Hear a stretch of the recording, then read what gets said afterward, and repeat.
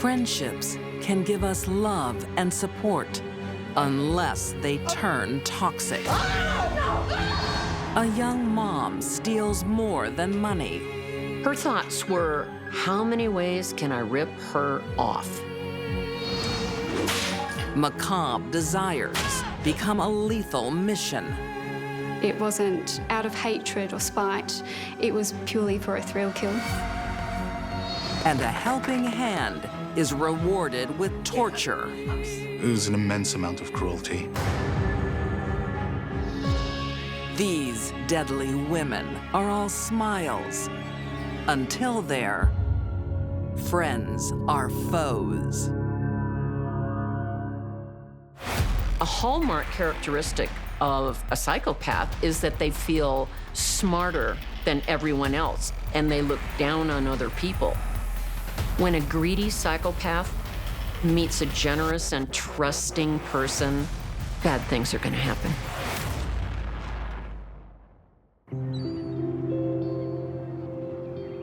In Barefoot Bay, Florida's popular retirement community, 35-year-old Jennifer Trent and her son are a little out of place. Jennifer was a single mom. She had a 7-year-old son, but she was unable to provide him with much of a home. Doris, look. That's very good. But that's a blessing for 69-year-old resident Doris Johnston. Doris got something out of the relationship, That's very good. and that was companionship. Okay, pack up your stuff, Demolition Man. Jennifer and her son filled a void in Doris's life. Thank you, dear. Over time, Jennifer's occasional visits to help with odd jobs Okay, say bye. become something deeper for Doris. It has been my observation that as people get older, it's like a part of their brain tells them, you can trust everyone. You be a good boy for your mom. And I'll make you some of those peanut butter cookies tomorrow, okay? And wanting to recreate a happy time that they've had in their past.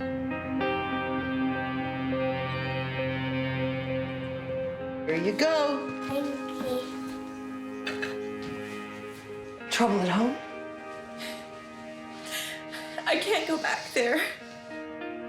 So when Jennifer gets some disturbing news from home, where she lives with her father, I don't know what to do.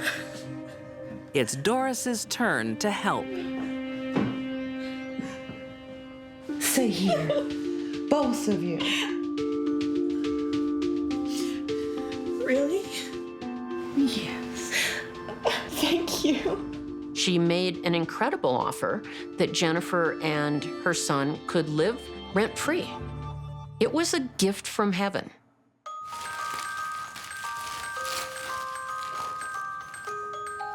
The trio become a happy family.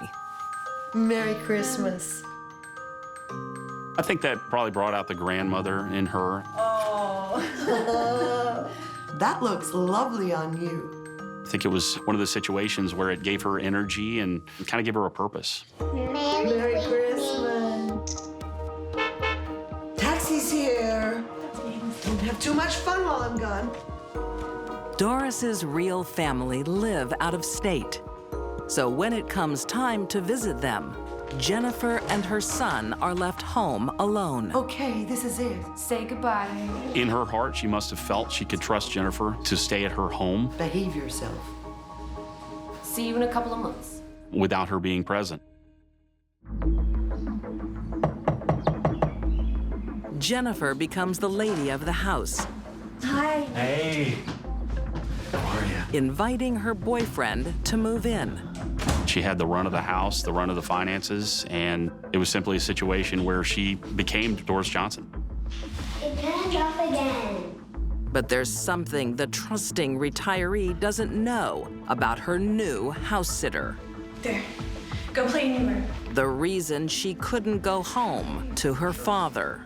He noticed the money was missing. He noticed that he'd give her checks to pay bills. They weren't being paid. He noticed that his own money was missing. Now Jennifer has a new bank account. She was having a ball. She was doing whatever she wanted with that seemingly unlimited amount of financial freedom. Santa's been good this year. That's how psychopaths think. That's my money in your wallet. There's some presents for you, too. Jennifer quickly racks up bills for almost $15,000. But unfortunately for her, this doesn't go unnoticed by Doris's bank. No. That much? Well, thank you for letting me know.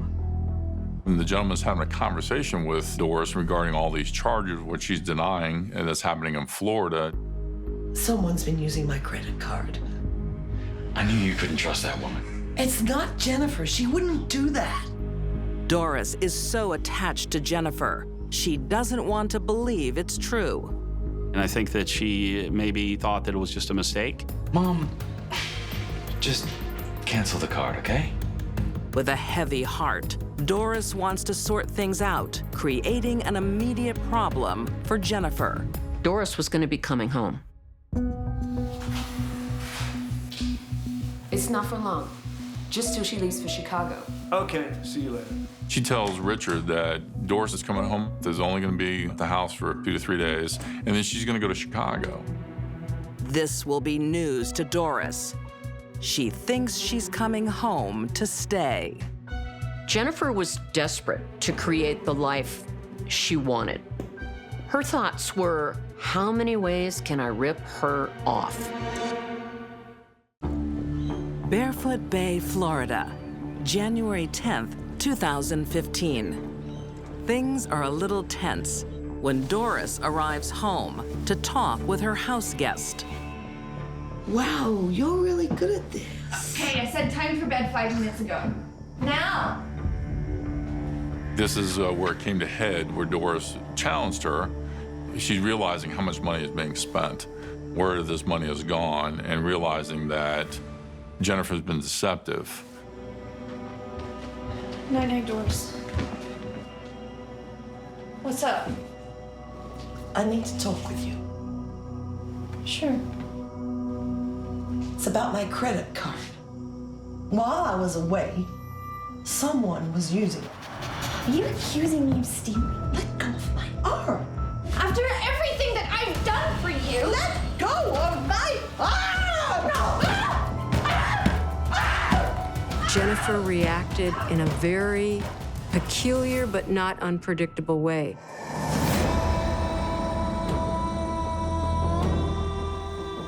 She assaulted Doris.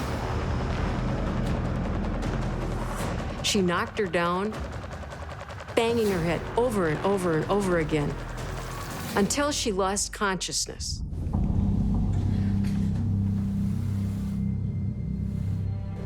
Jennifer drags Doris to the laundry area outside of her home and just leaves her there. She covered her up and laid her down on that cold ground. Now, the coldness had an effect that perhaps Jennifer hadn't anticipated. The cold brings Doris back from the brink. She's still alive. But rather than finish the job, Jennifer decides to let nature take its course, expecting Doris to die within a few hours. She continued to go in that room. It was business as usual as Doris laid right there on the floor, not dead.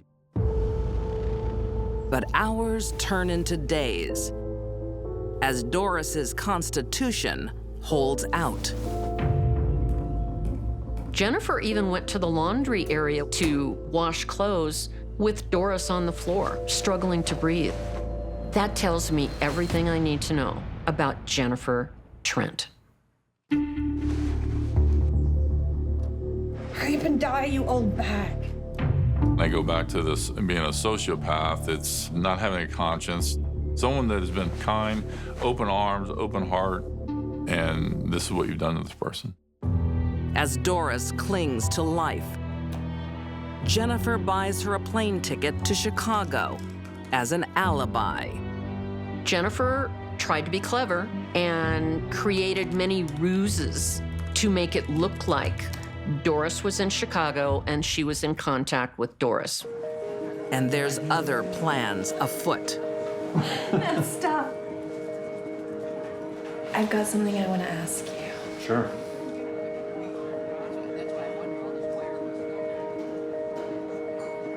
Will you be my husband? Hell yes. It's even an engagement ring. So she felt that this was her money to do what she wanted to do with it. But Jennifer wasn't totally selfish. She bought her son an Xbox and her boyfriend an airplane ticket with Doris's credit card. Seriously?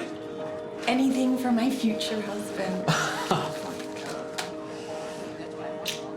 Jennifer's self-esteem was tied to having things that she could buy and a man in her bed. Everything is going according to plan, except for one thing. After 4 days, nature is taking too long. So she got a black garbage plastic bag and simply put it over her head. The person just breathes and rebreathes the air. Eventually, the oxygen is all gone, the heart goes into an arrhythmia, and the person dies. Let me in. No! Go play up in the house!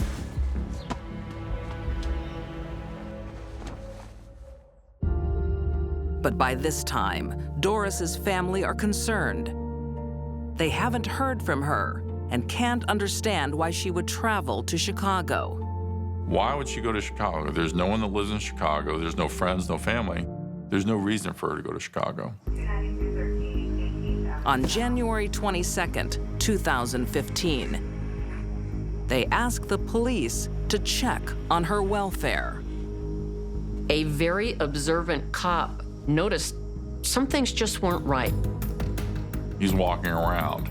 He's seeing a lot of receipts. He's seeing an Xbox. He's seeing a TV. What is it that you do for a living, ma'am? A full-time mom.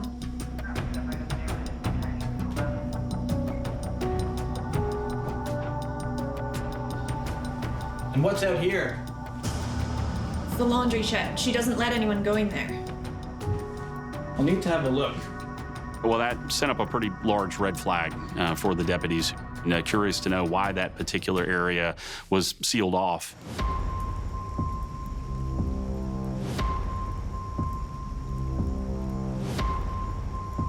He looks through the window, and then he sees a silhouette of a body. Jennifer denies all knowledge of her benefactor's death.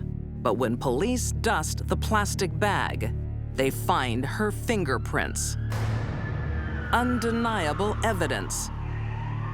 But still, she pleads not guilty. To this day, she has not confessed. I don't think she ever felt any guilt. In 2017, Jennifer Rose Trent is convicted of first-degree murder, organized fraud, and using the identity of a deceased person. Her sentence, life in prison, no chance of parole. An elderly woman's kindness is repaid with heartless, cruel murder. Doris's death was not totally in vain. Because of it, Jennifer Trent will be away from the rest of us forever.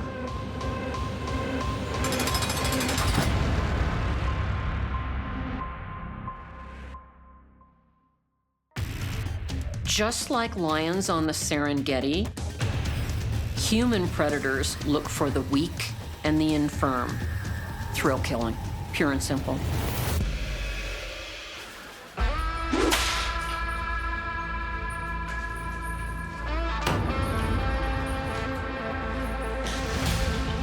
It's not your usual social club. But for 43-year-old divorcee Trudy Lennon in Perth, Australia, her new friends give her something she never knew she wanted. She discovered that she enjoyed, or she took sexual pleasure out of becoming a submissive or somebody submissive. Trudy was into being dominated sexually and emotionally. In the S&M world, a submissive needs a dominant partner. My turn. Like 24-year-old Gemma Lilly. Gemma was quite a narcissistic person, and she took pleasure in being able to control those around her. I'm SOS. I'm Corvina. So when she met Trudy, it was like a perfect storm.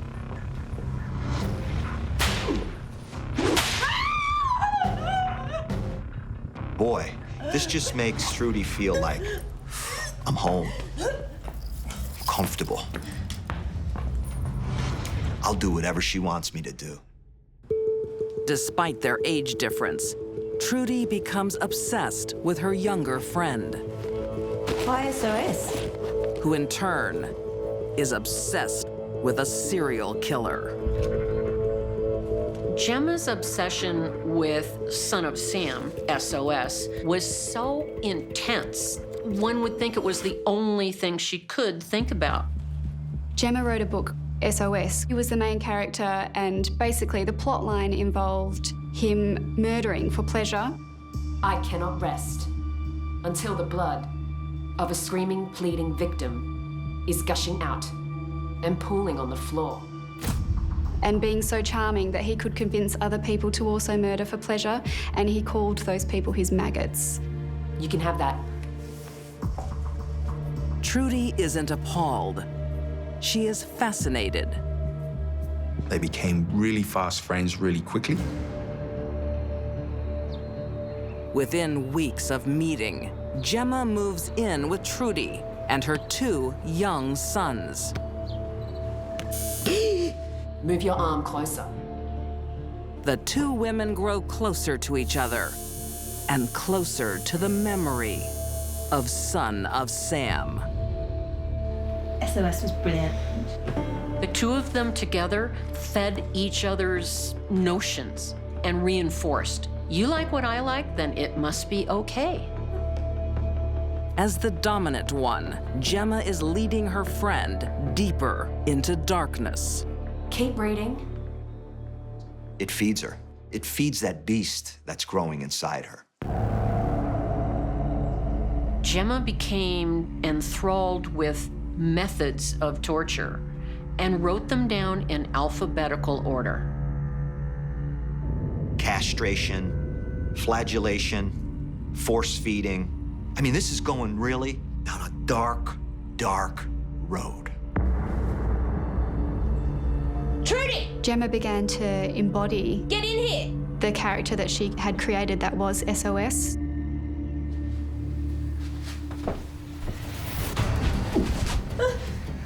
On your knees. She was becoming him, and he was becoming her. Imagine feeling a knife thrusting into someone's flesh.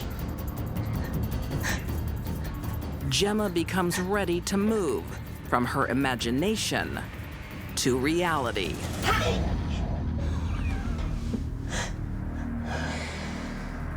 Not yours, but somebody's. It quickly became apparent to both of them that Gemma had found her maggot, and Trudy was quite happy to be it. I'll help you. Do whatever you want. Just like lions on the Serengeti, human predators look for the weak and the infirm. Trudy! Trudy! Hey, Aaron! Hi. Trudy wants to please her master by delivering her a victim.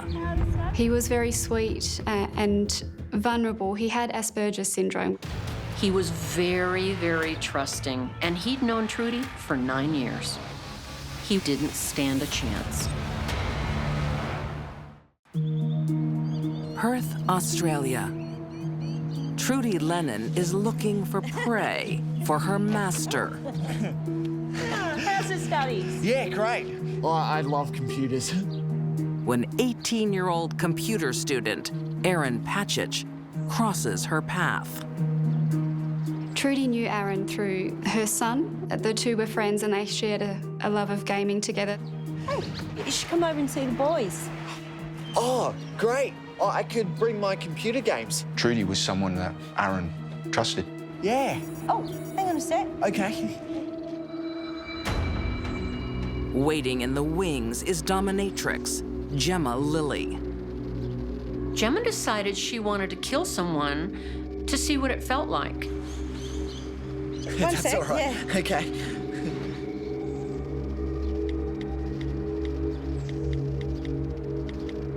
Trudy was the one that brought it up first. Let's go. I'm ready. You're ready. Let's do it. On June 13th, 2016, one phone call is all it takes. The day comes along. Trudy drops her kids off at school. She goes to a shopping center, calls Aaron. Hey, Aaron. Yeah, it's Trudy. It says, "Can you meet me here? I'll give you a ride to the house. I need some help with my computer." That's good. There you go, though. All right, bye. Aaron's friend drops him off at the pickup point. He will never see him again. Aaron saw no danger. For him, Trudy and Gemma was kind of like a second family, just people on the block to spend time with.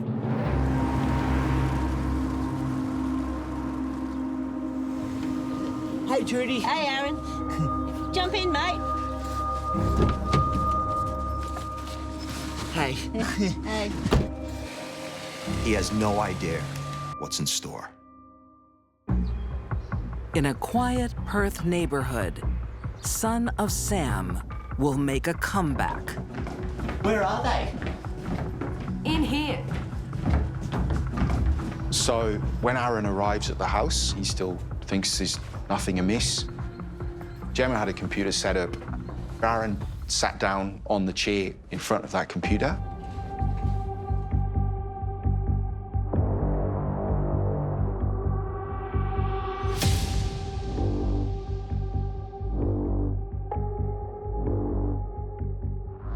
Gemma comes up behind him and takes a wire. Starts strangling it around his neck.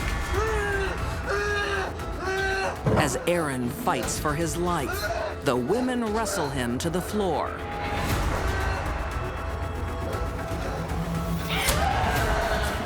Gemma was young and strong and motivated.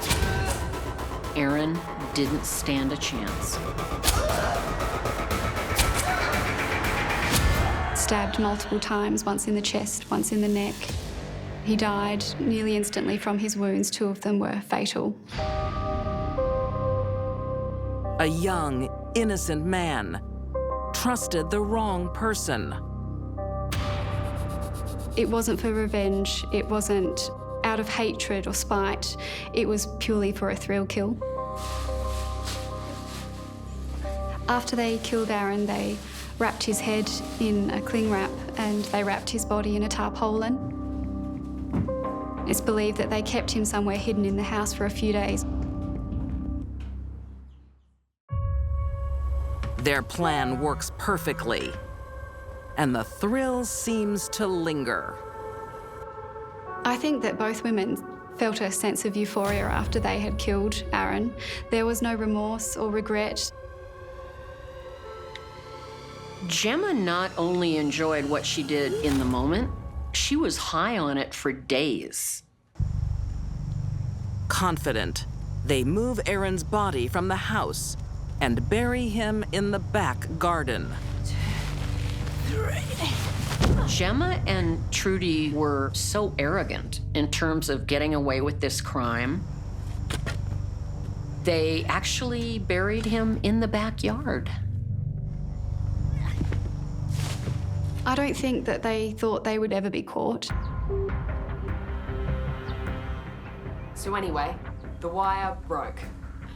But then, Gemma makes a fatal mistake. So I had to get Trudy to hold him down. Gemma just can't control herself. She goes to work, And she starts talking about how she killed somebody, how much of a thrill it was. Not only that, but how the wire broke and that she ultimately had to stab him. And then there was blood everywhere. And the light left his eyes.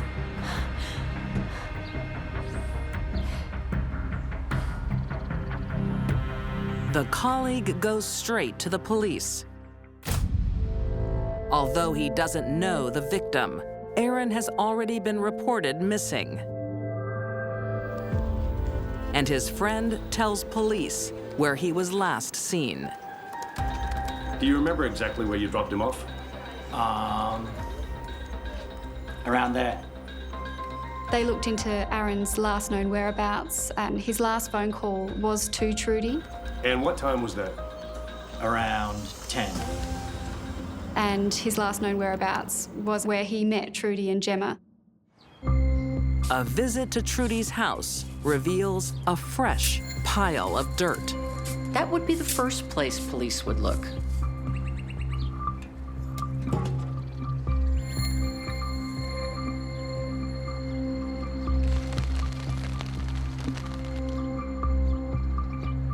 Trudy and Gemma made life easy for the cops. Caught red-handed, the duo tries to blame each other. There's no more dominatrix and submissive here. They're both trying to save their own butts.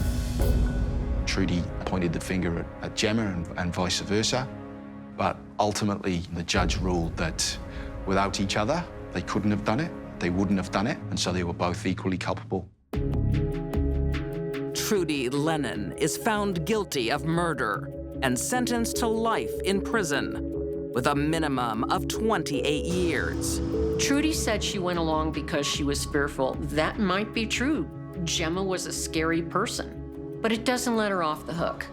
Trudy had free will. She could have stopped it. Gemma Lilly is also convicted of murder and sentenced to life with a minimum of 28 years. I think Gemma had a dream to become a serial killer one day, to become the people that she had idolized growing up. Divorcee Trudy thought she'd found what was missing in her life. But S&M proved a gateway to a much darker world. To the world of a psychopath in the guise of Gemma Lilly. Her obsession with Son of Sam set her up for murder. All Gemma needed was a willing accomplice.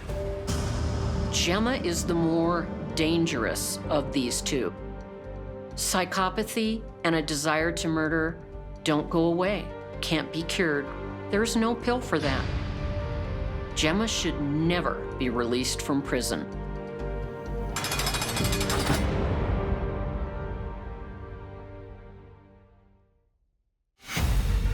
Greed is called a deadly sin for a reason.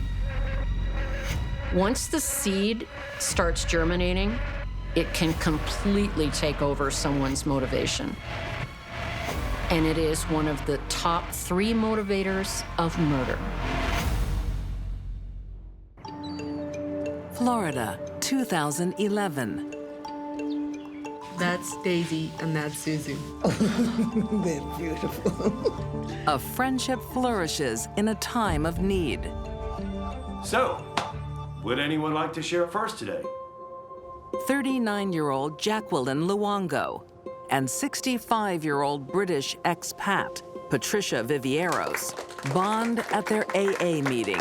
She was always very faithful about attending her Alcoholics Anonymous meetings. Hello, I'm Jacqueline, and I'm an alcoholic.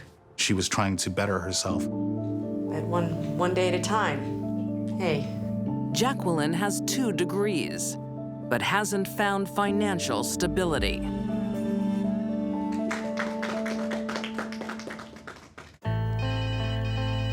She seems to have her drinking under control, but not her career. She's tried hospitality, personal training, and now a desk job. I'll need these as soon as I get back from lunch. But nothing sticks. Jacqueline had a good education, but was unable to hold a job. That tells me there was probably a behavioral or mental problem going on. Her intellect was fine. She kept wanting to change what she wanted to do, which caused her to have financial problems. Now Jacqueline has a new friend and a sympathetic ear. Hey there, how's the job going? I'm thinking of killing my boss. You should quit, life's too short. Don't worry about the money. We'll sort something out. Really? Patricia has troubles of her own. Due to her drinking, she has an outstanding warrant for a DUI. She dare not drive without risking arrest. These were two folks who essentially needed each other. In June 2014, Jacqueline moves into Patricia's apartment in Deerfield Beach, Florida. I am gonna pay you rent, by the way. No, that's not the deal. Patricia let her stay for free, rent-free in her home, and all she had to do was drive her here and there. You'll earn your keep just chauffeuring me around.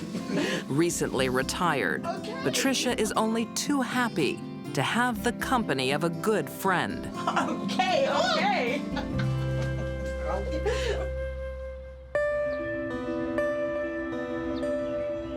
Weeks after Jacqueline moves in, Patricia has a short stay in the hospital.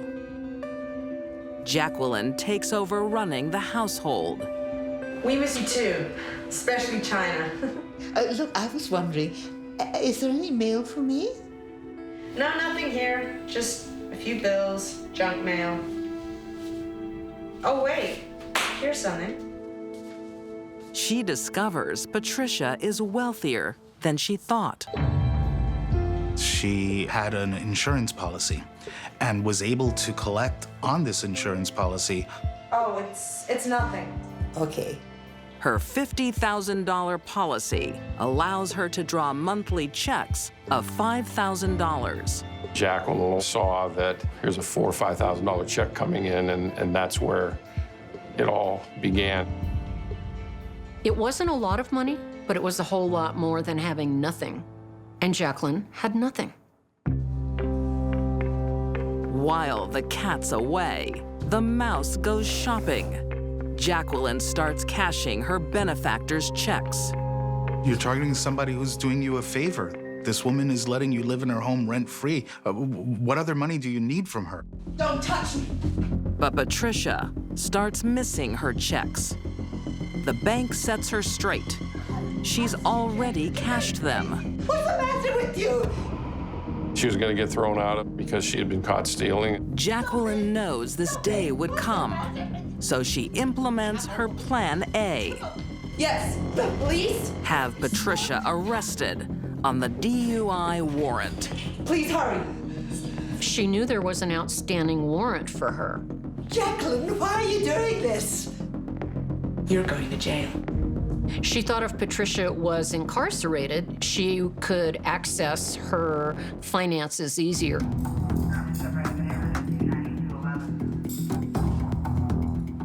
Was no longer her friend. This was $50,000. It wasn't a human being anymore.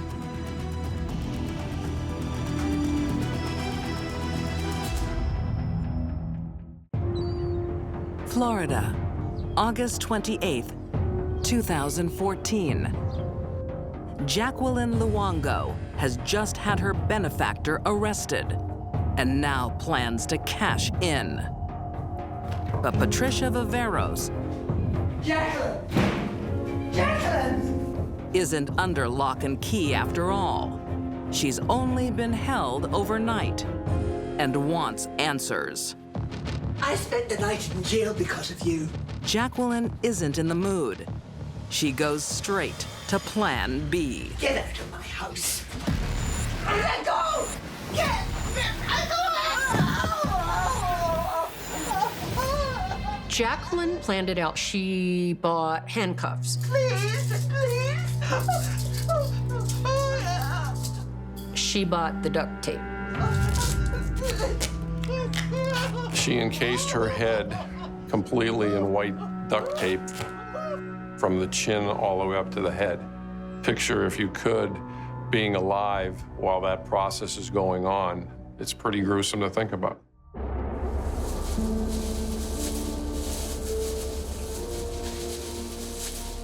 It was an immense amount of cruelty. Patricia is suffocated. And to make matters worse, it wasn't a stranger killing her, it was someone she had been good to. This is how you kill somebody when you want them to suffer. And Patricia Viveros did nothing that made her deserve to have to suffer this way.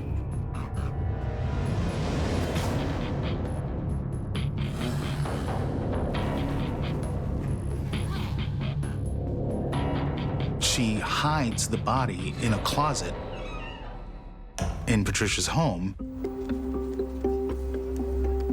Jacqueline resumes raiding Patricia's accounts. I'd like to cash a check, please. She went out of her way to buy a blonde wig so she could impersonate the victim. She had all of the victim's ID. She would dress in a way that made her look like Patricia so she could go to the bank and cash Patricia's checks. Jacqueline got away with impersonating Patricia for a while. There you are. She was able to extract several $1,000s through several checks. Is there anything else I can help you with today? That'll be all. Thank you. With her victim's body deteriorating at home, Jacqueline starts using motel rooms and invites her girlfriend, Maria Calderon. How are you paying for all this? She was suspicious because Jacqueline all of a sudden had money, large amounts of it, to check into these motels. She couldn't afford to stay where she was staying. Where was she getting money? Pat's dead. What? She's dead. A hitman. He killed her. He forced me to help. She said that the victim was involved in a dirty doctor ring and that some Colombian hitman had come by the apartment and killed her. I had no choice. And forced Jacqueline Luongo to participate. She genuinely thinks she's gonna manage to get away with this, and she could tell somebody that she trusts. Jacqueline misjudged her girlfriend. At the first opportunity, Maria slips away. She basically flags down this guy and tells him the story. Police quickly discover Patricia's body and arrest Jacqueline for murder. When somebody comes up to you and says, "Here's your killer," it makes a detective's job a little bit easier. But Jacqueline has a plan C.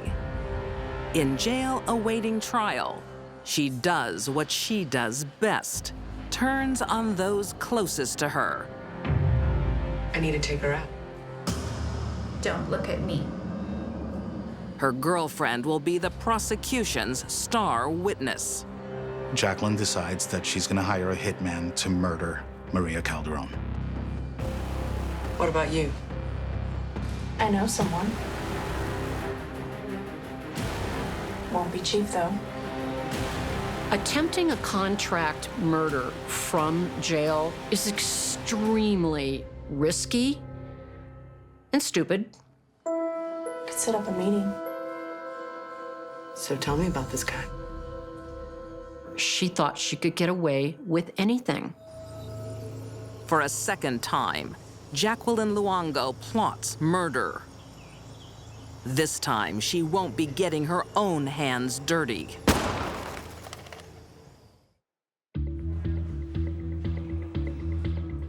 Is it done?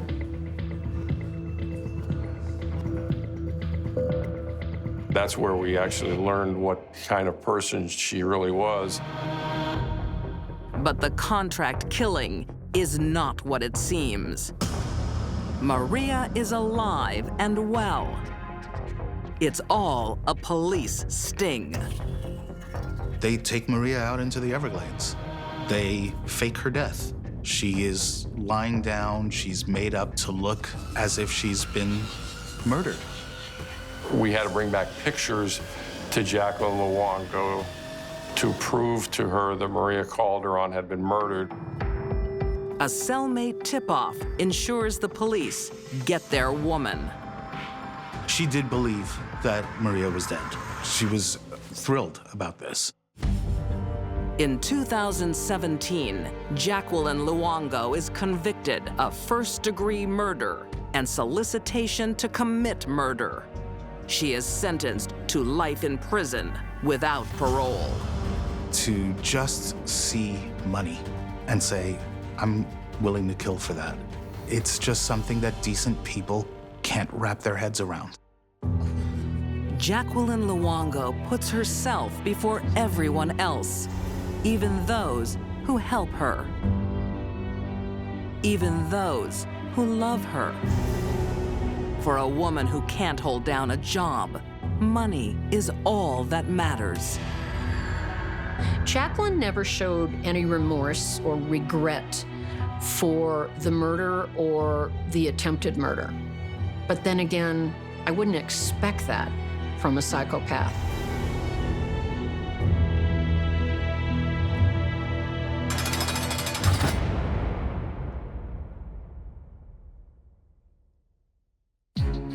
These deadly women smiled sweetly, then struck. Jennifer Trent leeched, then killed a kind soul. Gemma Lilly and Trudy Lennon lived out their sick fantasies. And Jacqueline Luongo wanted money more than a good pal. To all three, friends are foes.